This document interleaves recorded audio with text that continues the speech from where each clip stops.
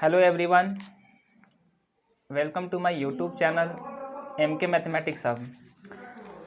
Height and distance हम लोग पढ़ा रहे। हाइट एंड डिस्टेंस चल रहा है टॉपिक, ठीक है। हाइट एंड डिस्टेंस का 2 लेक्चर अपलोड हो चुका है।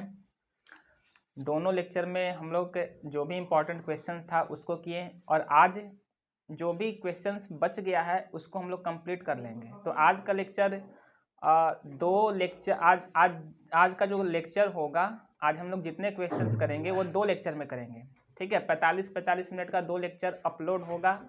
इस लेक्चर के अपलोड होने के बाद 1-1.5 घंटा के तुरंत बाद दूसरा लेक्चर अपलोड हो जाएगा, ठीक है। तो आइए स्टार्ट करते हैं बिना देरी किए हुए और लेते हैं आज के लेक्चर का पहला क्वेश्चन।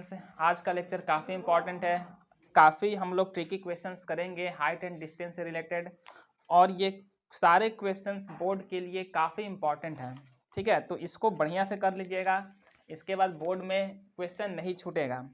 तो लेते हैं आज के लेक्चर का पहला क्वेश्चन। तो पहला क्वेश्चन है an aeroplane when flying at a height of 3000 meters from the ground, ठीक है, passes vertically above another plane, passes vertically above another plane। तो पहले तो क्या कर लेते हैं, हम एक ग्राउंड बना लेते हैं। ये है ग्राउंड। तो क्वेश्चन कह रहा है कि an aeroplane when flying at a height of 3000 metre, कोई एरोप्लेन है जो ग्राउंड से 3000 मीटर की ऊंचाई पर उड़ रही है, ठीक है, passes vertically above another plane, ठीक है। और वो जो प्लेन है जो 3000 मीटर की ऊंचाई पर उड़ रही है ग्राउंड से, वह प्लेन दूसरे प्लेन को पास कर रही है वर्टिकली। तो वर्टिकली कहने का मतलब है कि जो प्लेन ग्राउंड से 3000 मीटर की ऊंचाई पर है, ठीक है, वह एक दूसरे प्लेन को पास कर रही है। तो वह जो दूसरा प्लेन है इस प्लेन के ठीक नीचे है, ठीक है, इस प्लेन के ठीक नीचे है। वर्टिकली का मतलब यही हुआ कि यह जो प्लेन है जो ग्राउंड से 3000 मीटर की ऊंचाई पर उड़ रही है, वह दूसरे प्लेन को पास कर रही है वर्टिकली मतलब कि वर्टिकल डिस्टेंस है, दोनों के बीच का क्या है, वर्टिकल डिस्टेंस है, ठीक है।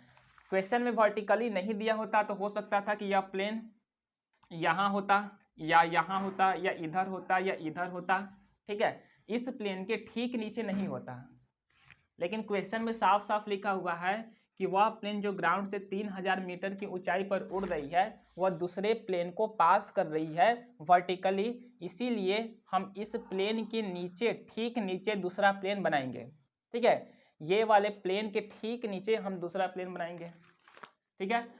तो अब देखते हैं, ये है मेरे पास एक प्लेन, यहाँ भी है एक प्लेन, इसको हम ड्रॉ करते हैं। तो हमको वर्टिकल डिस्टेंस तो दिया हुआ है, ये प्लेन का ग्राउंड से हमको डिस्टेंस दिया हुआ है 3000 metre, 3000 metre.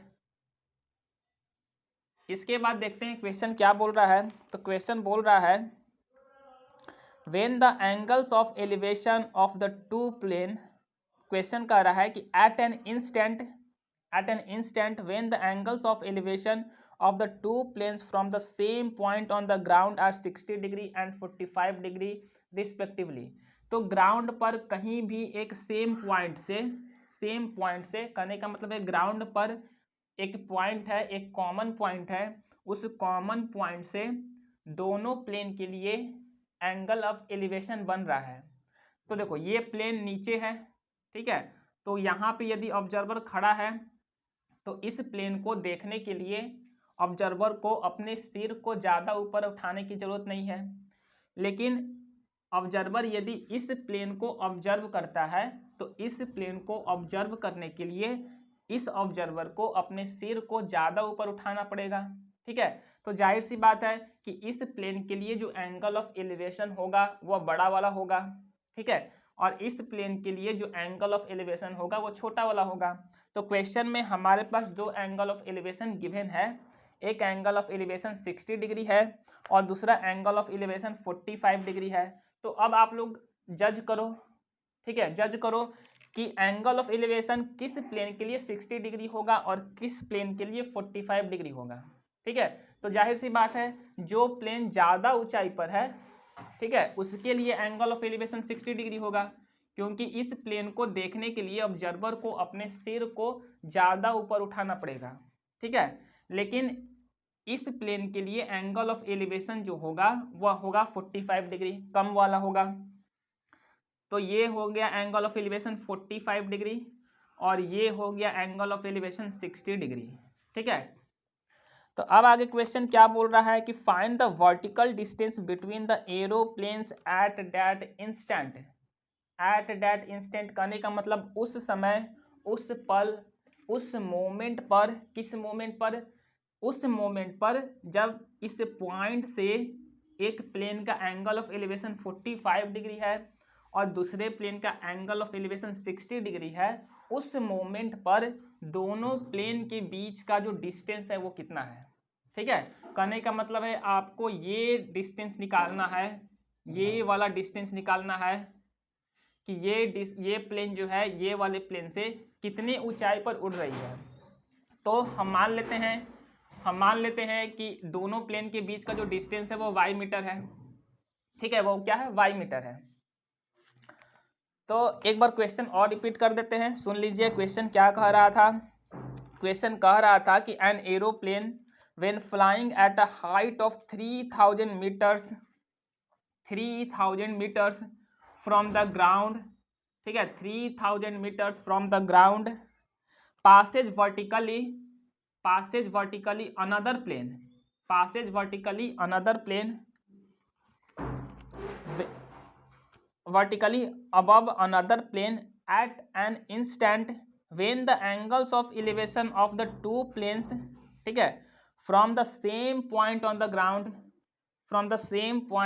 ground are 60 degree and 45 degree respectively. Find the vertical distance between the aeroplane at that instant. ठीक है, तो अब बात साफ हो गया कि हम लोग को y का वैल्यू फाइंड करना है। ठीक है, तो देखो ध्यान से देखो, पहले तो हाँ अपना फंडा क्या है, पहले हम नामकरण करते हैं। फिर ठीक है, जितने भी राइट एंगल ट्रायंगल दिखेंगे सबको नाम दे देंगे। तो एक राइट एंगल ट्रायंगल हमको यहाँ दिख रहा है, ठीक है, तो दे देते हैं इसको नाम ए, बी और सी। ठीक है, दूसरा राइट एंगल ट्रायंगल ये है, तो यहाँ पे हम नाम दे देते हैं डी।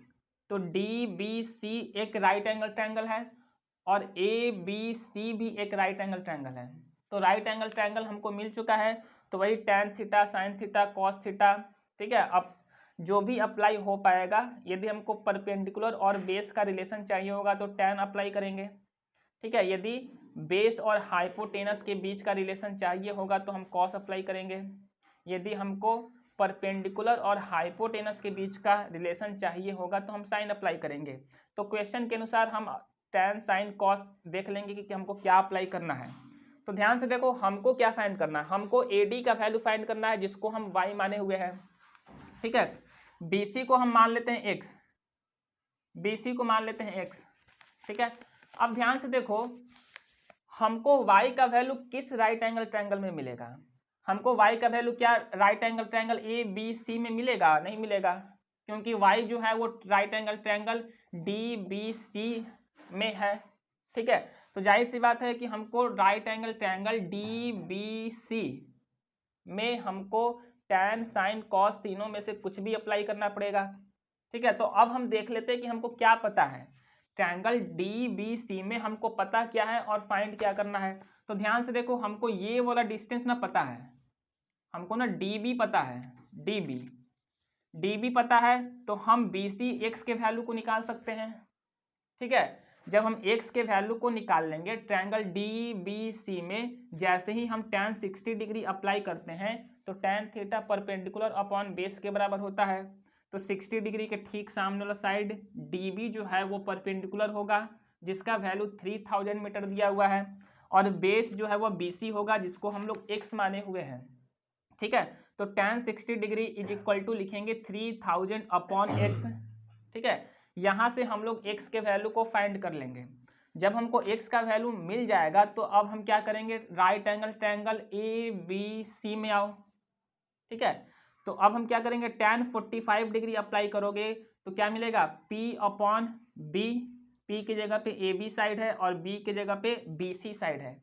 तो BC जो कि x है, x का वैल्यू हमको पता है ट्रायंगल DBC से। तो आप यहाँ से क्या करोगे, AB के वैल्यू को फाइंड कर लोगे। ठीक है, tan 45 डिग्री हो जाएगा AB/x। AB का वैल्यू यहाँ से फाइंड कर लोगे। जब AB का वैल्यू हमको मिल जाएगा तो DB जो है वो 3000 मीटर है, AB हमको पता है, तो हम 3000 में से AB के वैल्यू को घटाकर y के वैल्यू को फाइंड कर सकते हैं। ठीक है, तो हमको y का वैल्यू मिल जाएगा। तो y का वैल्यू जो आएगा वो आएगा 1270 मीटर, 1270 मीटर। ठीक है, √3 कहीं दिखे तो 1.732 पुट कर दीजिएगा, √2 कहीं दिखे तो 1.414 पुट कर दीजिएगा। ठीक है, तो आप लोगों को क्या करना है, एक बार ट्रायंगल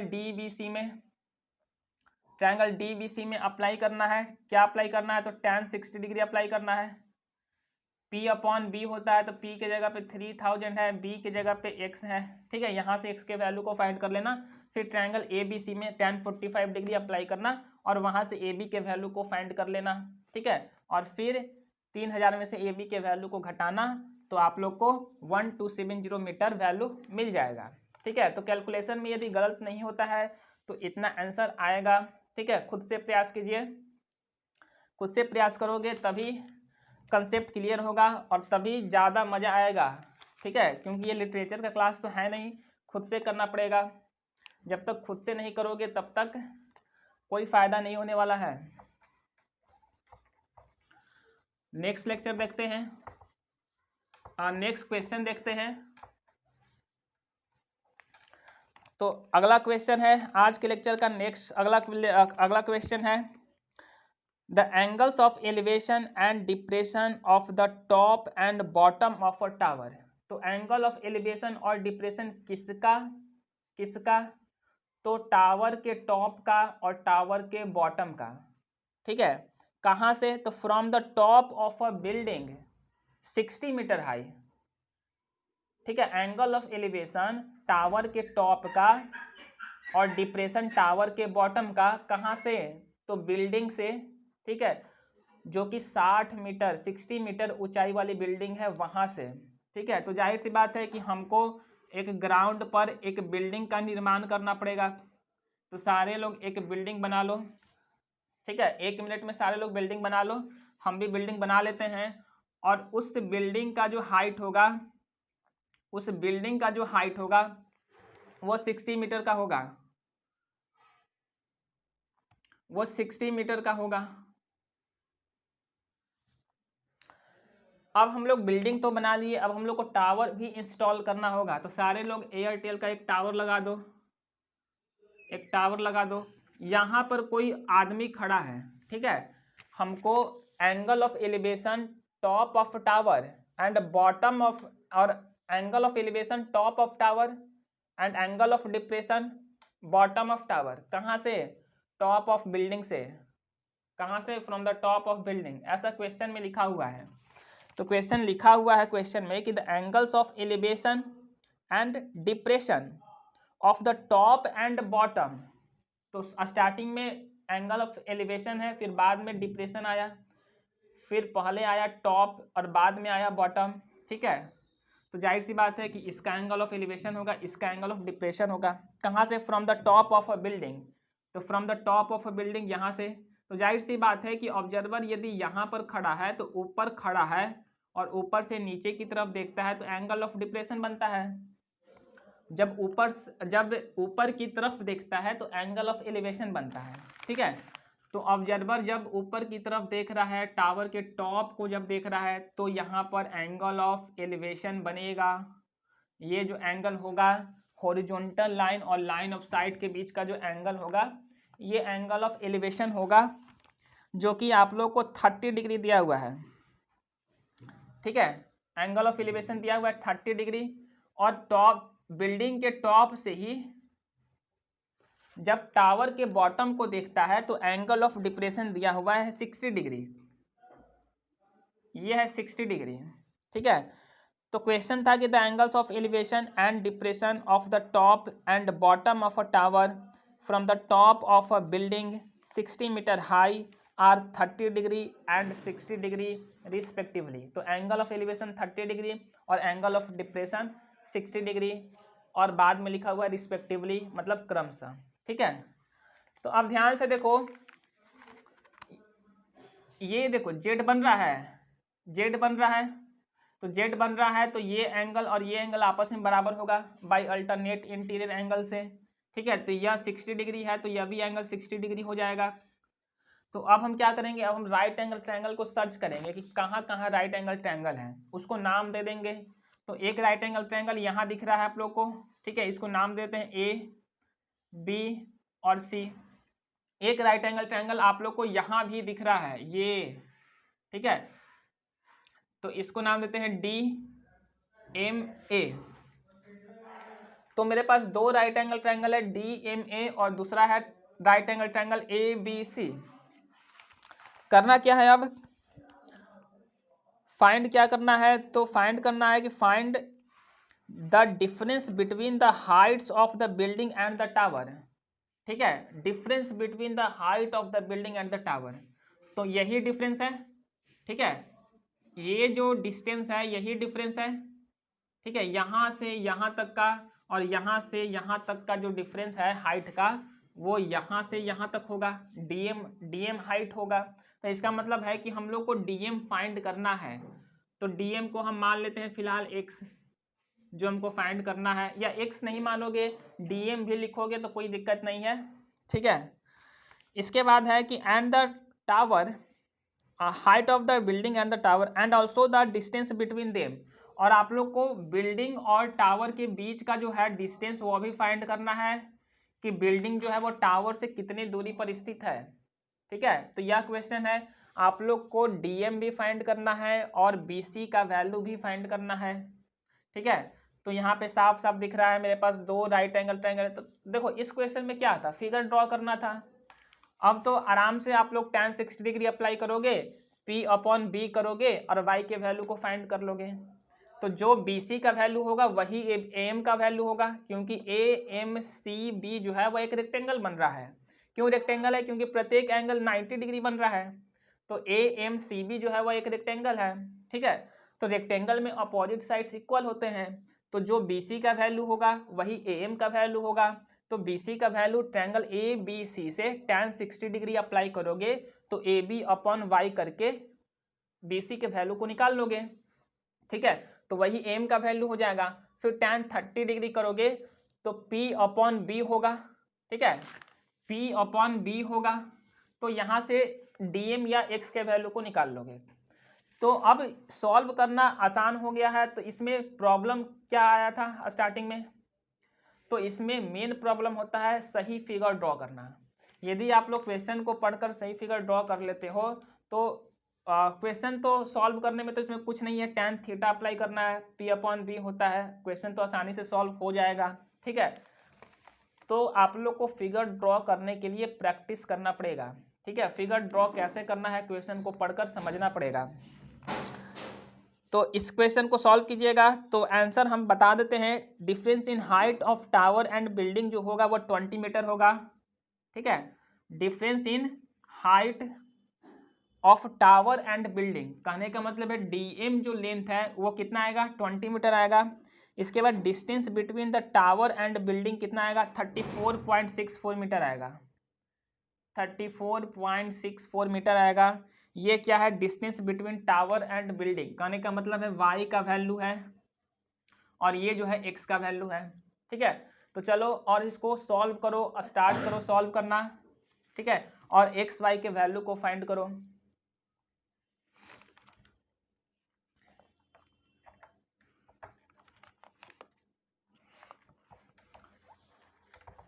नेक्स्ट क्वेश्चन लेते हैं।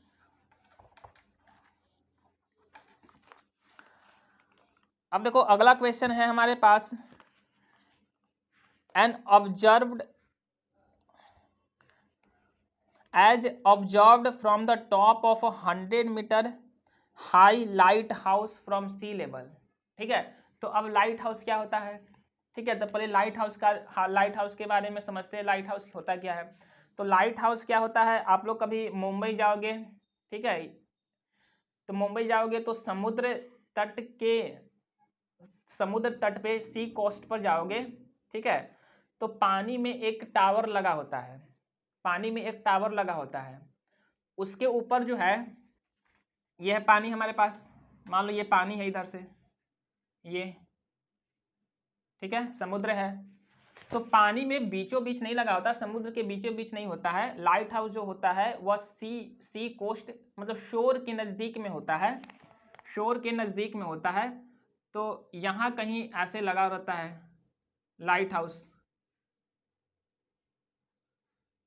लाइट हाउस का काम क्या है, जब व्यापार वाला जब शिप, ठीक है, दूसरे देशों से सामान लेकर अपने देश पहुंचता है, तब यहाँ पे जो ऑब्जर्वर खड़ा होता है, ठीक है, यहाँ पे जो ऑब्जर्वर खड़ा होता है वह अपने दूरबीन से ऑब्जर्व करते रहता है कि किस तरह का शिप हमारे समुद्र कोस्ट की तरफ पहुंच रहा है, ठीक है, या हमारे देश आ रहा है।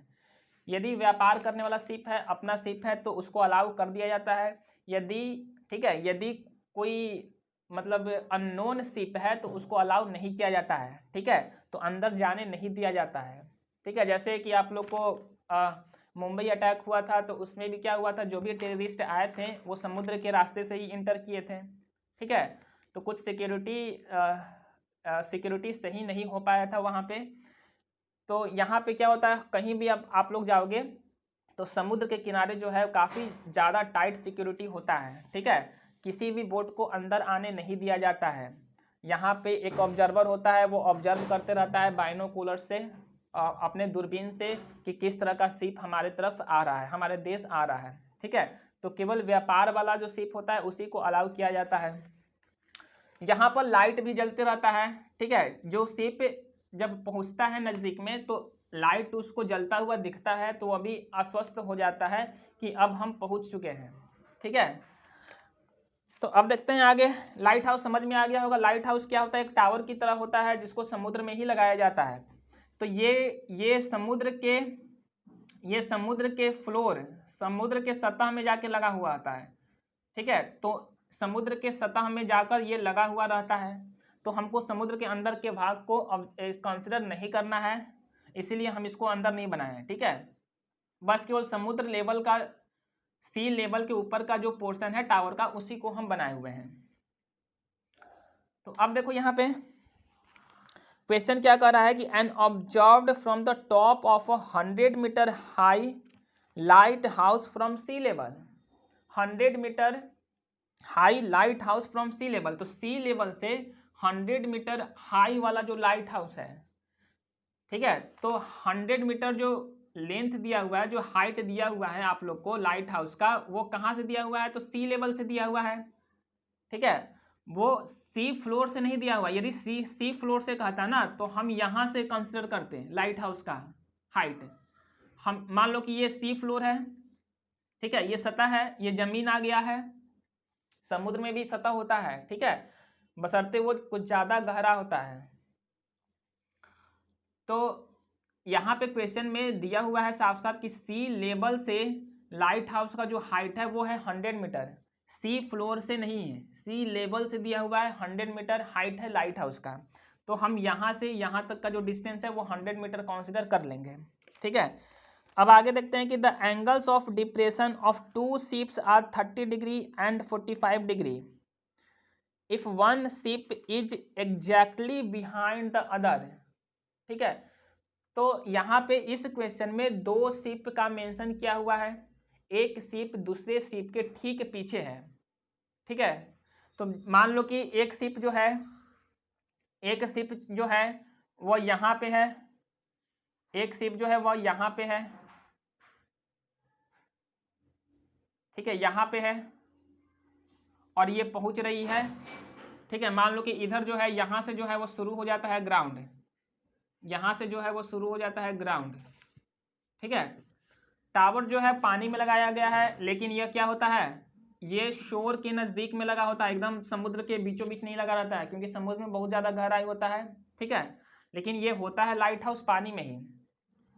तो एक बोट जो है, एक शिप जो है, ठीक है, दूसरे शिप के आगे है या एक शिप जो है वो दूसरे शिप के पीछे है, ठीक है, ऐसा क्वेश्चन में दिया हुआ है। तो एक शिप के लिए एंगल ऑफ डिप्रेशन 30 डिग्री है और दूसरे शिप के लिए एंगल ऑफ डिप्रेशन 45 डिग्री है। तो देखो क्वेश्चन क्या कह रहा है, क्वेश्चन कह रहा था कि an observed from the top of 100 metre high, यहां से ऑब्जर्व किया जा रहा है lighthouse from the sea level, यहां से ऑब्जर्व करते हैं। The angles of depression of two ships are 30 degree and 45 degree. एक शिप के लिए एंगल ऑफ डिप्रेशन 30 डिग्री है तो दूसरे शिप के लिए एंगल ऑफ डिप्रेशन 45 डिग्री है। तो अब आप लोग को डिसाइड करना पड़ेगा, जज करना पड़ेगा कि किस शिप का हम एंगल ऑफ डिप्रेशन 30 डिग्री बनाएं और किस शिप के लिए एंगल ऑफ डिप्रेशन हम 45 डिग्री बनाएं। तो ध्यान से देखो, जो शिप टावर के नज़दीक में है, जो शिप लाइट हाउस के नज़दीक में है, ऑब्जर्वर को यहाँ से उस शिप को देखने के लिए अपने गर्दन को ज़्यादा नीचे झुकाना पड़ेगा। लेकिन जो शिप लाइट हाउस से दूर है, ऑब्जर्वर को उस शिप को देखने के लिए अपने गर्दन को ज़्यादा नीचे झुकाने की ज़रूरत नहीं है, ठीक है। तो यदि ज़्यादा झुकाने की ज़रूरत नहीं है तो एंगल ऑफ डिप्रेशन कम वाला होगा। यदि ज़्यादा झुकाने की ज़रूरत है अपने सिर को, ठीक है, तो एंगल ऑफ डिप्रेशन ज़्यादा वाला होगा, ठीक है। तो जाहिर सी बात है कि इस शेप के लिए एंगल ऑफ डिप्रेशन 45 डिग्री होगा और इस शेप के लिए एंगल ऑफ डिप्रेशन 30 डिग्री होगा। तो एंगल ऑफ डिप्रेशन बनाते हैं। एंगल ऑफ डिप्रेशन क्या होता है, लाइन ऑफ साइट, ठीक है, और हॉरिजॉन्टल लाइन के बीच का एंगल होता है। तो ये है हॉरिजॉन्टल लाइन, ठीक है, ये है हॉरिजॉन्टल लाइन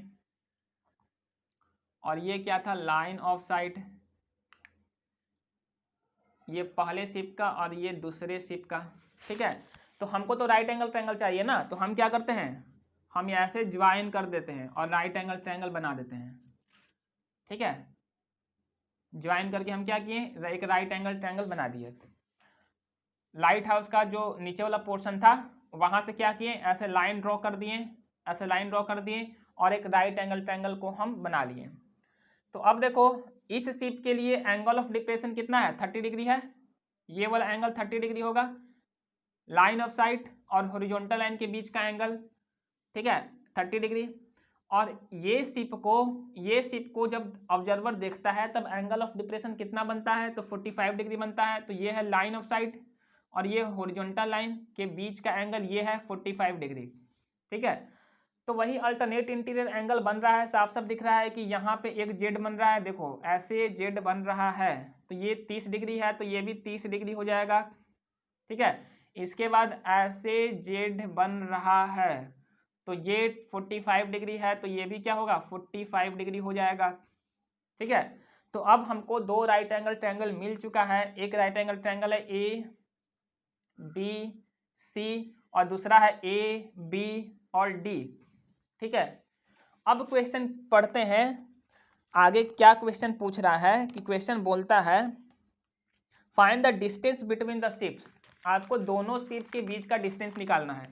तो डिस्टेंस बिटवीन द शिप मतलब यहाँ से यहाँ तक का जो डिस्टेंस है वो हमको फाइंड करना है, ठीक है। ये हमको डिस्टेंस निकालना है कि पहला वाला शिप जो है दूसरे वाले शिप से कितने दूरी से आगे है, ठीक है। तो मान लेते हैं कि x मीटर से आगे है या x किलोमीटर से आगे है, कुछ भी यूनिट से आगे है, ठीक है। तो देखो ये है लाइट हाउस का हाइट जो दिया हुआ है वो मीटर में है, तो जाहिर सी बात है कि एक शिप का डिस्टेंस दूसरे शिप के कंपेयर में मीटर में ही आएगा। तो हम लोग को x का वैल्यू फाइंड करना है। तो बस अब क्वेश्चन आसान हो चुका है, आप लोग को अब दिख रहा होगा कैसे सॉल्व होगा। तो मुश्किल क्या था, मुश्किल था केवल और केवल फिगर ड्रॉ करना, सही फिगर ड्रॉ करना, जो कि हम लोग कर चुके हैं, ठीक है। तो अब ध्यान से देखो, एक है मेरे पास ट्रायंगल है ए बी सी, ठीक है।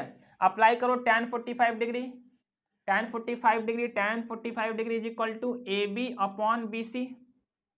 ए बी का वैल्यू 100 मीटर, बी सी का वैल्यू यहाँ से निकाल लीजिएगा, ठीक है। तो जैसे ही बी सी का वैल्यू निकल जाएगा तो यहाँ पे लिख लीजिएगा। इसके बाद ट्रायंगल ए बी डी में अप्लाई करो tan 30 डिग्री।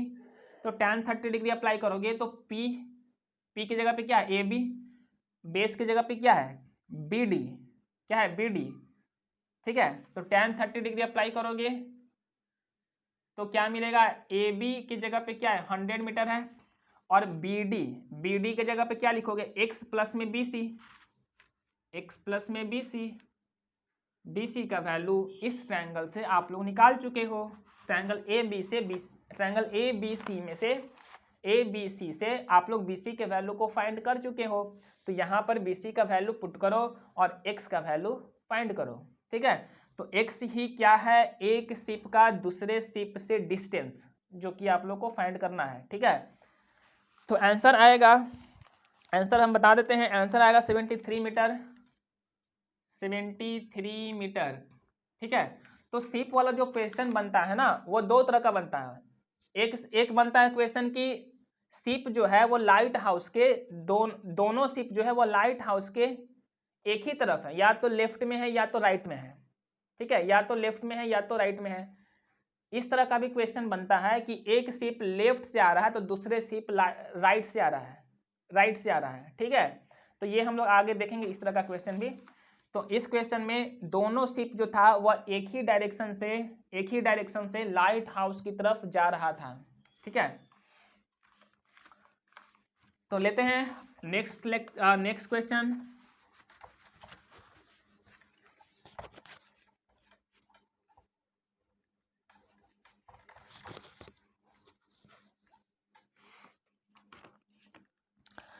तो आज के लेक्चर का 4th क्वेश्चन है आप लोगों के सामने, अ man on a Cliff. Cliff भी लाइट हाउस की तरह ही होता है, ठीक है। तो क्लिफ मतलब आप लोग लाइट हाउस को ही कंसीडर करें, ठीक है। तो a man on a cliff observe a boat at an angle of depression of 30 degree which is approaching the shore to the point immediately beneath the observer with a uniform speed, ठीक है। 6 minutes later, the angle of depression of the boat is found to be 60 degree. Find the total time taken by the boat to reach the shore. ठीक है।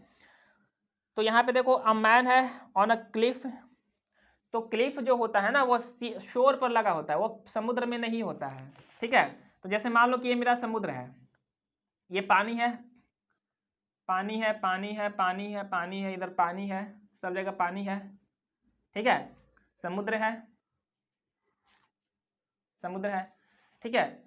समुद्र के किनारे ठीक क्या होगा, ग्राउंड होगा। तो यहाँ से ग्राउंड शुरू हो जाता है, ऐसे ग्राउंड शुरू हो जाता है ऐसे। तो क्लिफ जो होता है वो ग्राउंड पर होता है, ठीक है, मतलब समुद्र के किनारे ही होता है, लेकिन पानी में नहीं होता है। लाइट हाउस जो होता है वो पानी में लगाया हुआ रहता है, लेकिन नज़दीक होता है किसके, शोर के नज़दीक में या सी कोस्ट के नज़दीक में होता है लाइट हाउस, लेकिन वो लाइट हाउस पानी में होता है, ठीक है।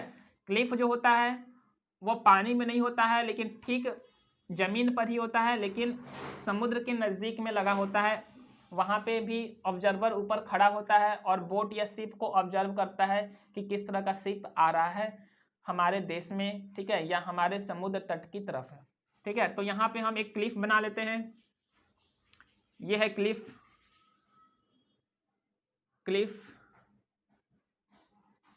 ये है क्लिफ, ठीक है। तो यहाँ पे कहीं ऑब्जर्वर खड़ा होगा, ठीक है, खड़ा होकर वो ऑब्जर्व करेगा इधर बोट या शिप को। तो अब देखो क्वेश्चन कर रहा है कि a man on a cliff observes a boat, ठीक है। A man on a cliff, man जो है वो क्लिफ पर खड़ा है, एंड ऑब्जर्व अ बोट, एक बोट को ऑब्जर्व करता है, at an angle of depression of 30 degree. तो किस एंगल से बोट को ऑब्जर्व कर रहा है, तो एंगल ऑफ डिप्रेशन 30 डिग्री से उस बोट को ऑब्जर्व कर रहा है। तो मान लो कि बोट जो है वो यहाँ है, ठीक है, बीचों बीच लेते हैं पॉइंट, सेंटर ऑफ मास को कंसीडर करते हैं। तो एंगल ऑफ डिप्रेशन इस बोट का जो है वो 30 डिग्री है, ठीक है। यहाँ पे जो ऑब्जर्वर खड़ा है इस बोट को ऑब्जर्व कर रहा है किस एंगल ऑफ डिप्रेशन से, तो 30 डिग्री एंगल ऑफ डिप्रेशन से इस बोट को ऑब्जर्व करता है। तो एंगल ऑफ डिप्रेशन हम बना लेंगे, लाइन ऑफ साइट और हॉरिजॉन्टल लाइन के बीच का ही एंगल होता है एंगल ऑफ डिप्रेशन।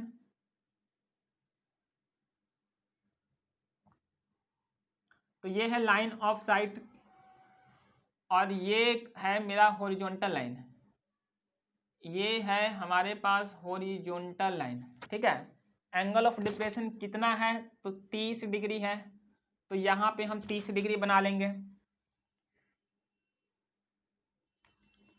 अब देखो क्वेश्चन कह रहा है कि विच इज अप्रोचिंग द शोर, यह जो शिप है वह शोर की तरफ जा रही है, शोर की तरफ जा रही है, शोर से दूर नहीं जा रही है। यदि शोर से दूर जाती तो ऐसे जाती और ऐसे जाती, शोर से जितना दूर जाती तो एंगल ऑफ डिप्रेशन क्या होता, कम होता जाता। ठीक है, लेकिन अब शोर की तरफ जा रही है तो एंगल ऑफ डिप्रेशन अब क्या होगा, बढ़ेगा। क्यों बढ़ेगा, क्योंकि यहाँ पे जो ऑब्जर्वर खड़ा है इस शिप को देखने के लिए अपने सिर को ज़्यादा नीचे झुकाना पड़ेगा, इसीलिए जैसे जैसे शिप शोर की तरफ जाएगा आगे तो एंगल ऑफ डिप्रेशन बढ़ेगा। ठीक है, तो क्वेश्चन में भी दिया हुआ है कि एंगल ऑफ डिप्रेशन स्टार्टिंग में 30 डिग्री था, 6 मिनट्स लेटर, 6 मिनट के बाद बोट जो है यदि सी शोर की तरफ जा रही है तो मान लो कि 6 मिनट के बाद बोट जो है वो यहाँ पहुँच जाती है। ठीक है, बोट जो है वो यहाँ पहुँच जाती है।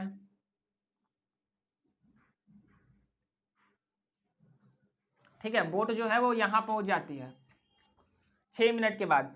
तो इस पोजीशन से इस पोजीशन तक पहुँचने में कितना समय लगता है, तो यहाँ से यहाँ तक पहुँचने में जो समय लग रहा है वो समय लग रहा है 6 मिनट का, 6 मिनट का। ठीक है, तो इस पोजीशन को यदि हम ए कंसीडर कर लें और इस पोजीशन को यदि हम बी कंसीडर कर लें तो ए से बी तक पहुँचने में 6 मिनट का समय लग रहा है। तो 6 minutes later the angle of depression of the boat is found to be 60 degree. तो 6 मिनट के बाद एंगल ऑफ डिप्रेशन बोट का 60 डिग्री हो गया, तो एंगल ऑफ डिप्रेशन 30 डिग्री से अब 60 डिग्री बढ़ हो गया। तो इसका मतलब है कि हम समझ जाएंगे कि बोट जो है वो ऑब्जर्वर की तरफ मूव कर रहा है। ठीक है, तभी एंगल ऑफ डिप्रेशन बढ़ गया। तो हम एंगल ऑफ डिप्रेशन यहाँ पे बना लेंगे, ये हो जाएगा लाइन ऑफ साइट और ये हॉरिजॉन्टल लाइन के बीच का एंगल जो होगा वही एंगल है एंगल ऑफ डिप्रेशन। ठीक है, तो अब हमको राइट एंगल ट्रायंगल चाहिए, तो हम क्या करेंगे, ऐसे ज्वाइन कर देंगे। टावर का जो क्लिफ है, क्लिफ का जो बॉटम वाला पोर्शन है उसको ऐसे खींचेंगे, ऐसे खींचेंगे और राइट एंगल ट्रायंगल बना लेंगे और इसको एक्सटेंड कर देंगे ताकि अपना राइट एंगल ट्रायंगल बन जाए सही से। ठीक है, तो ये राइट एंगल ट्रायंगल बन चुका है हमारे पास। अब हम नामकरण कर देते हैं, ये पॉइंट ए है, ये पॉइंट बी है, इस पॉइंट को सी मान लेते हैं, इस पॉइंट को डी मान लेते हैं। ध्यान से देखो, ये जेड बन रहा है, जेड बन रहा है, तो ये 60 डिग्री एंगल है तो यह भी 60 डिग्री एंगल हो जाएगा। ठीक है, अब देखो ये भी क्या है, जेड बन रहा है ऐसे, तो ये 30 डिग्री एंगल है तो यह भी क्या होगा, 30 डिग्री एंगल हो जाएगा अल्टरनेट इंटीरियर एंगल के थ्रू। ठीक है, तो अब देखो अब क्या कह रहा है, find the total time taken by the boat to reach the shore. Observer starting में बोट को कहाँ से देखना शुरू किया था, तो इस पोजीशन से देखना शुरू किया था जब एंगल ऑफ डिप्रेशन 30 डिग्री हो रहा बन रहा था तब। ठीक है, कुछ देर के बाद 6 मिनट्स के बाद एंगल ऑफ डिप्रेशन 60 डिग्री हो गया था। तो ऑब्जर्वर क्वेश्चन कह रहा है कि जब हम बोट को स्टार्टिंग में देखना शुरू किए थे क्लिफ पर खड़े होकर, ठीक है, जब एंगल ऑफ डिप्रेशन 30 डिग्री बन रहा था तब उस समय उस पल से बोट को, शिप को कोस्ट की तरफ, शोर की तरफ पहुंचने में टोटल कितना समय लगेगा। क्वेश्चन यह पूछ रहा है कि यहाँ से इस पोजीशन से इस पोजीशन तक पहुंचने में, ठीक है, बोट को कितना समय लगेगा। ठीक है, ये क्वेश्चन पूछ रहा है। तो हमको यहाँ से यहाँ तक पहुँचने का समय तो पता है 6 मिनट्स, कितना पता है, 6 मिनट। ए पोजीशन से बी पोजीशन तक पहुँचने में जो समय लग रहा है 6 मिनट है। अब हमको बी पोजीशन से सी पोजीशन तक पहुँचने का समय यदि हम फाइंड कर लेते हैं तो हम 6 मिनट में बी से सी तक पहुँचने में जो समय लगता है उसको ऐड करके टोटल समय निकाल सकते हैं कि इस यहाँ ठीक है, यहाँ से यहाँ तक पहुँचने में बोट या शिप को कितना समय लग रहा है। ठीक है, तो अब देखते हैं कैसे करेंगे। तो क्वेश्चन था, तो देखो क्वेश्चन में एक और दिया हुआ है चीज, यूनिफॉर्म स्पीड का जिक्र किया गया है यहाँ पर। यूनिफॉर्म स्पीड, ये जो क्वेश्चन है ये टोटली जो है ये फिजिक्स है। यूनिफॉर्म स्पीड क्या होता है? यदि यूनिफॉर्म स्पीड के बारे में आपको जानकारी नहीं है, नॉलेज नहीं है, तो इस क्वेश्चन को सॉल्व करना थोड़ा सा मुश्किल है। तो एक बार पहले हम क्वेश्चन और रिपीट कर रहे हैं और आप लोग ध्यान से क्वेश्चन को सुनो। क्वेश्चन है कि a man on a cliff observes a boat at an angle of depression 30 degree, ठीक है 30 degree, which is approaching the shore to the point immediately beneath the observer. मतलब शोर जो है वह ऑब्जर्वर के बीनीथ मतलब नीचे है, ठीक नीचे है, ठीक है, विथ अ यूनिफॉर्म स्पीड। ये जो बोट जो है, शिप जो है, वो शोर की तरफ मूव कर रही है, किस स्पीड से? तो यूनिफॉर्म स्पीड से। यूनिफॉर्म स्पीड होता क्या है? मतलब यूनिफॉर्म स्पीड मतलब है कि इस पोजीशन पे यदि शिप या बोट का स्पीड जो है वो 5, ठीक है,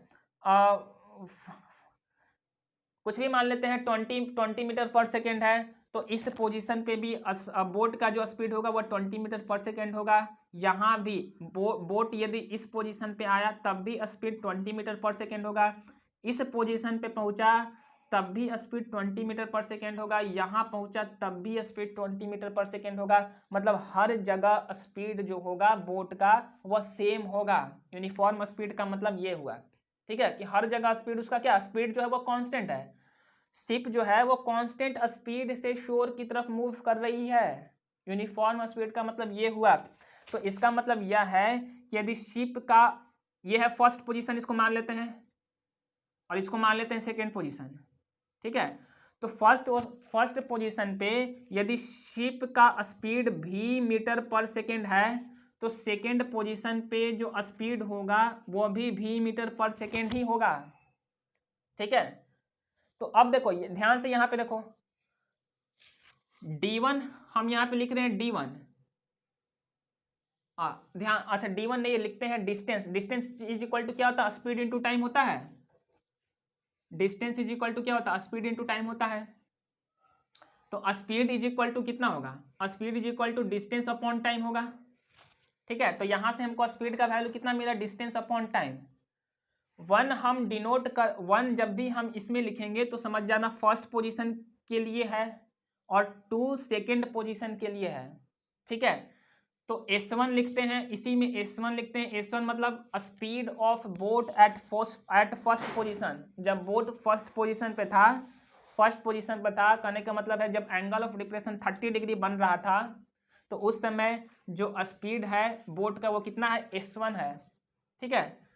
D1 is the distance covered by boat, ठीक है, कवर्ड बाय बोट मतलब यहां से यहां तक का जो डिस्टेंस है, फर्स्ट पोजीशन से सेकेंड पोजीशन तक आने में जो डिस्टेंस लग रहा है, जो डिस्टेंस कवर किया जा रहा है बोट के द्वारा, वो क्या है? D1 है। और T1 क्या है? T1 है time taken by boat from first position to second position. First position से सेकेंड पोजीशन तक पहुंचने में जो समय लग रहा है वह T1 समय लग रहा है। फर्स्ट पोजीशन से सेकेंड पोजीशन तक पहुंचने में जो डिस्टेंस कवर किया जा रहा है वो D1 डिस्टेंस कवर किया जा रहा है। फर्स्ट पोजीशन से सेकेंड पोजीशन तक पहुंचने में किस स्पीड से जाया जा रहा है, ठीक है। तो S1 स्पीड से बोट जा रहा है, S1 स्पीड से बोट मूव कर रहा है, ठीक है। तो ये है फर्स्ट पोजीशन के लिए हम निकाल लिए। अब हम सेकेंड पोजीशन के लिए निकाल लेते हैं कि सेकेंड पोजीशन से शोर तक पहुंचने में स्पीड जो यूज हो रहा है शिप के द्वारा वो कितना होगा? तो यहाँ पे हर जगह 2 लगा देंगे। तो S2 क्या है? S2 is the speed of boat from second position to the shore, ठीक है। D2 इज द, यहाँ पे क्या है? अब D के जगह पे D2 लिख देते हैं।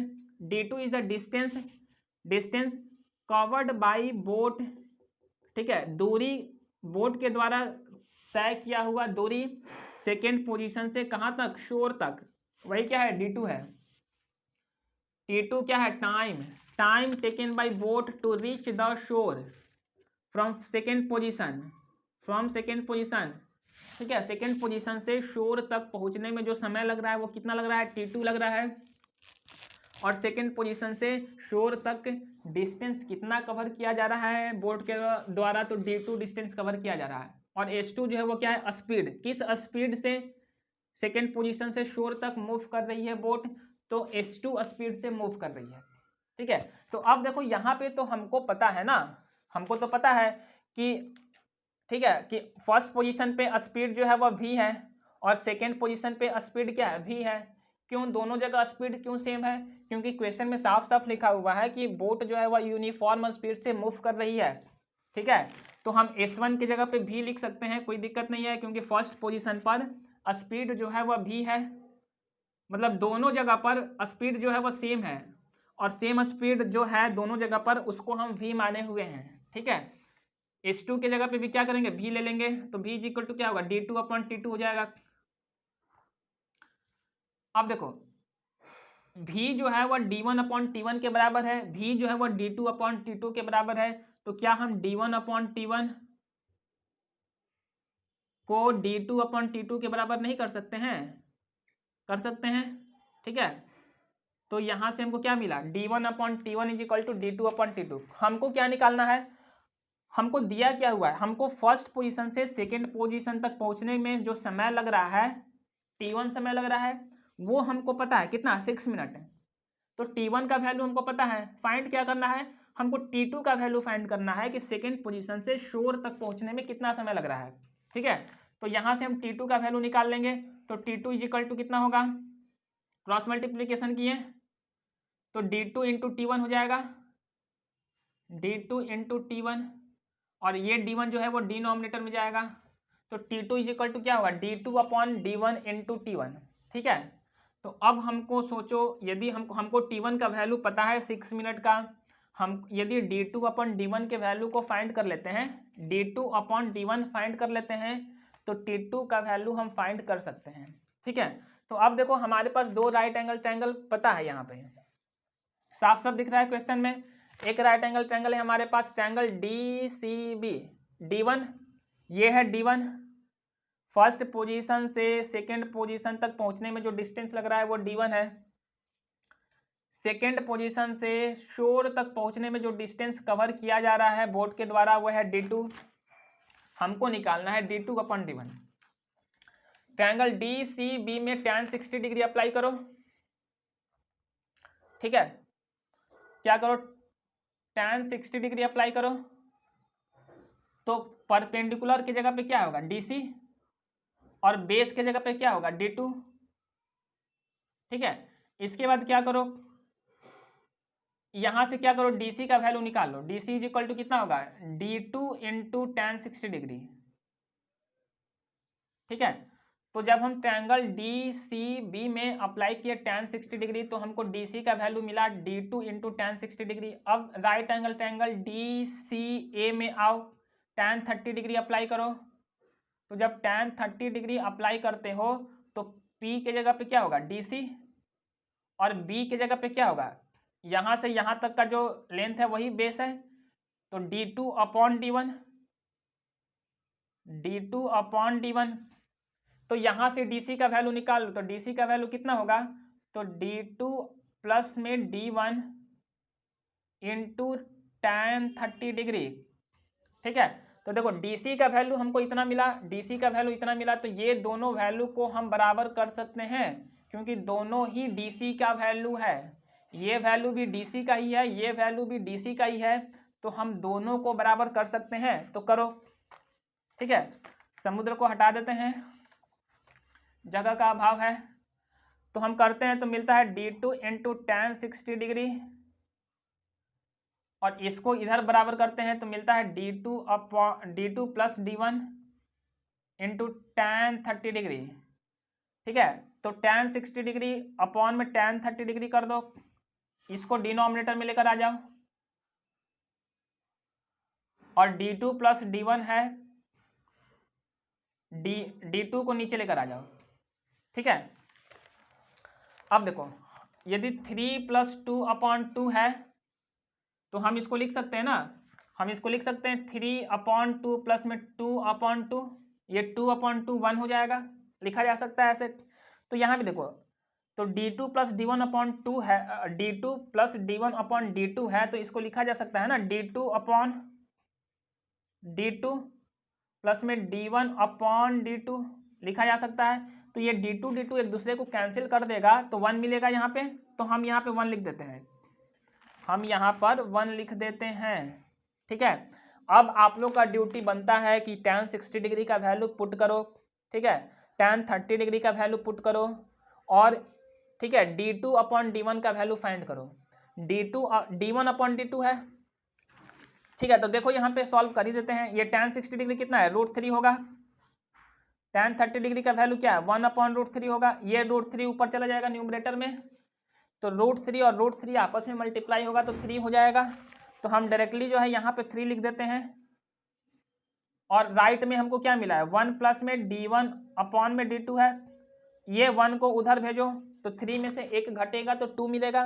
तो d1/d2 का वैल्यू हमको 2 मिला है, लेकिन हमको यहाँ पे d2/d1 का वैल्यू चाहिए, तो हमको d1/d2 का वैल्यू 2 मिला है, तो हम रिवर्स करके रेसिप्रोकल करके, नहीं ये 2/1 है ना, तो यदि d2/d1 का वैल्यू निकालते हैं तो 1/2 हो जाएगा। ठीक है, तो d2/d1 का वैल्यू यहाँ पे 1/2 पुट कर दो, और t1 का वैल्यू 6 पुट कर दो, तो t2 का वैल्यू 3 आएगा। तो यहाँ से यहाँ तक पहुँचने में 3 मिनट का समय लगता है, और यहाँ से यहाँ तक पहुँचने में 6 मिनट का समय लगता है। तो यहाँ से यहाँ तक पहुँचने में 6 + 3 टोटल 9 मिनट का समय लगेगा। ठीक है, तो क्वेश्चन थोड़ा सा ज़्यादा एक्सप्लेन किए, ठीक है, क्योंकि इसमें नया चीज़ था और फिजिक्स का कंसेप्ट इसमें यूज हुआ है यूनिफॉर्म स्पीड का। अब आप लोग इसको ध्यान रखिएगा कि यूनिफॉर्म स्पीड किसको कहते हैं।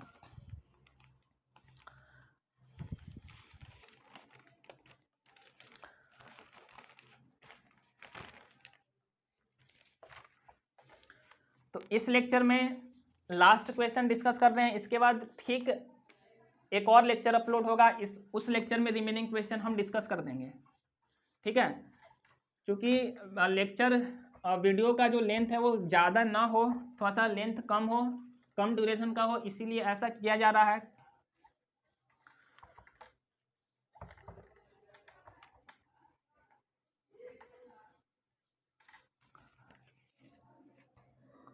तो इस लेक्चर का लास्ट क्वेश्चन है, देखो ध्यान से देखो, इस क्वेश्चन में क्या है, 2 ships are approaching a lighthouse. तो लाइट हाउस है तो पहले हम समुद्र बना लेंगे, समुद्र बना लेंगे, समुद्र बना लो, समुद्र बना लो, समुद्र बना लो, समुद्र बना लो। ठीक है, लाइट हाउस कहाँ होता है, जमीन पर होता है या पानी में होता है, तो समुद्र में होता है। ठीक है, लेकिन शोर के नज़दीक में होता है, लेकिन होता है पानी में। तो हम क्या करेंगे, पानी में एक लाइट हाउस बना लेंगे। यह है लाइट हाउस, लाइट हाउस यहाँ पे ऑब्जर्वर खड़ा होके दूरबीन से इधर भी ऑब्जर्व करेगा कि इधर से आ रहा है कि नहीं शिप, इधर भी ऑब्जर्व करेगा कि इधर से आ रहा है कि नहीं शिप। ठीक है, वैसे होना चाहिए था बोर्ड के अंदर, लेकिन अपने पास क्या है, अपने पास बोर्ड जो है वो 2 डायमेंशनल है, तो हम अंदर तो बना नहीं सकते हैं, इसलिए हम मजबूरी है हम समुद्र इधर बना रहे हैं। मतलब यहाँ पे जो जमीन वाला पोर्शन है वो हम गायब कर दिए हैं। आप लोग जमीन वाला पोर्शन मान लेना कि वो बोर्ड के अंदर चला गया है। ठीक है, मतलब इधर इधर दोनों तरफ क्या है, समुद्र है, इधर से भी बोट आएगा, इधर से भी बोट आएगा। ठीक है, इधर अमेरिका से आता है तो इधर मान लो जापान से आता है, चाइना से आ रहा है। ठीक है, इंडियन सी होते हुए आ रहा है, दोनों जगह तो इंडियन सी से ही आएगा। तो ठीक है, इधर मान लेते हैं इधर पश्चिम देश से आ रहा है, तो इधर जो है कोई पूरब देश है, उधर से आ रहा है। तो अब देखते हैं क्वेश्चन है, 2 ships are approaching a lighthouse from opposite direction. 2 ship हैं, दोनों शिप जो है वह लाइट हाउस की तरफ अप्रोच कर रहे हैं, पहुंच रहे हैं अपोजिट डायरेक्शन से, एक इधर से तो दूसरा इधर से। ठीक है, आगे पढ़ते हैं, the angles of depression of the 2 ships from the top of a lighthouse are 30 degree and 45 degree. तो लाइट हाउस के टॉप से जो एंगल ऑफ डिप्रेशन दोनों बोट के लिए बन रहा है वो अलग अलग बन रहा है, एक बोट के लिए 30 डिग्री है तो दूसरा बोट के लिए 45 डिग्री है।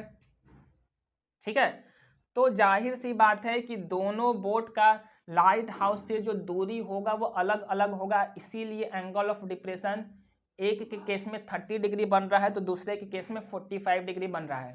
ठीक है, दोनों बोट हम लाइट हाउस से सेम डिस्टेंस पर नहीं बनाएंगे।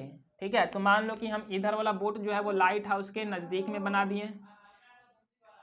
ठीक है, ये लाइट हाउस के नज़दीक में है बोट, तो एक बोट हम लाइट हाउस से दूर बनाएंगे क्योंकि एंगल ऑफ डिप्रेशन एक 30 डिग्री है, एक 45 डिग्री है, एक ज़्यादा है एक कम है।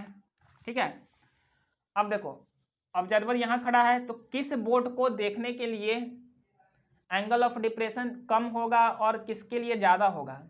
तो जाहिर सी बात है जो बोट लाइट हाउस से ज़्यादा दूरी पर है उस बोट को देखने के लिए ऑब्जर्वर को अपने गर्दन को ज़्यादा नीचे झुकाने की ज़रूरत नहीं है, लेकिन ऑब्जर्वर यदि इस बोट को देखता है तो इस बोट को देखने के लिए ऑब्जर्वर को ज़्यादा नीचे अपने सिर को झुकाना पड़ेगा।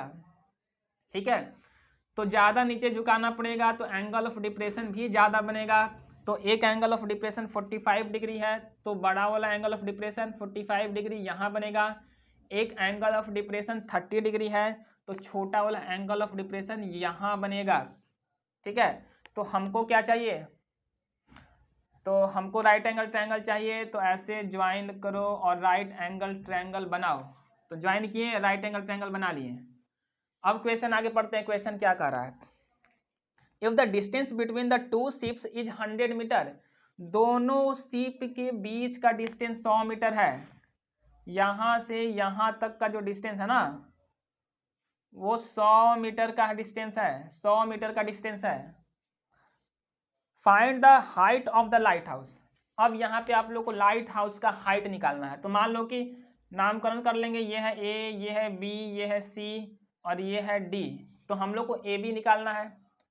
तो यहाँ से यहाँ तक का जो डिस्टेंस है 100 मीटर है, तो यहाँ से यहाँ तक का डिस्टेंस को हम मान लेते हैं x। तो यहाँ से यहाँ तक का डिस्टेंस कितना हो जाएगा? 100 माइनस एक्स हो जाएगा। 100 माइनस एक्स हो जाएगा, बिल्कुल हो जाएगा 100 माइनस एक्स। ठीक है, क्योंकि यहाँ से यहाँ तक 100 है तो यहाँ से यहाँ तक में हम ये वाला डिस्टेंस को घटाएंगे तो ये वाला डिस्टेंस हमको मिल जाएगा 100 माइनस एक्स। तो अब क्या करना है? कुछ नहीं करना है। ये 30 डिग्री है तो जेड बन रहा है तो ये भी 30 डिग्री हो जाएगा अल्टरनेट इंटीरियर एंगल से। ये 45 डिग्री बन रहा है तो ये भी 45 डिग्री हो जाएगा अल्टरनेट इंटीरियर एंगल से। ट्रायंगल ए बी सी में अप्लाई करो tan 30 डिग्री। ठीक है, tan 30 डिग्री अप्लाई करो। क्वेश्चन आसान हो गया। अब तो क्या मिलेगा? A B upon base, base की जगह पे क्या एक्स। फिर ये वाला ट्रायंगल में क्या करो? tan 45 डिग्री अप्लाई करो तो क्या मिलेगा? परपेंडिकुलर की जगह पे ए बी और बेस की जगह पे कितना? 100 माइनस एक्स। ठीक है, तो यहाँ से x का वैल्यू निकाल लेना। x इज इक्वल टू कितना हो जाएगा? क्रॉस मल्टीप्लीकेशन कर देना। A B upon tan 30 degree हो जाएगा। ठीक है, x इज इक्वल टू कितना होगा? A B upon tan 30 degree होगा। tan 30 डिग्री का वैल्यू जो भी पता है आप लोग लिख देना, हम नहीं बताएंगे। तो जो भी यहाँ से x का वैल्यू आएगा वो यहाँ पे x के वैल्यू को पुट कर देना, ए बी के फॉर्म में आएगा। ठीक है, फिर क्रॉस मल्टीप्लीकेशन करना, सॉल्व करना। ठीक है, और ए बी के वैल्यू को फाइंड कर लेना। तो ए बी का वैल्यू कितना आएगा? तो हम बता देते हैं 36.6 मीटर आएगा। ठीक है, 36.6 मीटर आएगा। खुद से सॉल्व कीजिए। ठीक है, घड़ी का एक प्रचार था। पहले घड़ी कंपनी जो थी ज़्यादा नहीं चलती थी, लेकिन एक बार एडवर्टीजमेंट घड़ी निकाला। क्या निकाला? पहले इस्तेमाल करें फिर विश्वास करें। इस एडवर्टीजमेंट से लोग उसके प्रोडक्ट को इतना इस्तेमाल किए कि वह कंपनी जो है शिखर पे चला गया। तो यहाँ भी यही है, पहले सॉल्व करो और तब विश्वास करो कि आया कि नहीं आया। पहले सॉल्व करो खुद से। ठीक है, सॉल्व हो जाए, आंसर आ जाए, तब विश्वास करो कि हमको समझ में आ गया है। ठीक है, पहले इस्तेमाल करो फिर विश्वास करो। तो अब नेक्स्ट कुछ क्वेश्चन अगले लेक्चर में हम डिस्कस करने जा रहे हैं। इस लेक्चर के तुरंत बाद वो लेक्चर अपलोड हो जाएगा। तो इस लेक्चर को यहीं पे समाप्त करते हैं।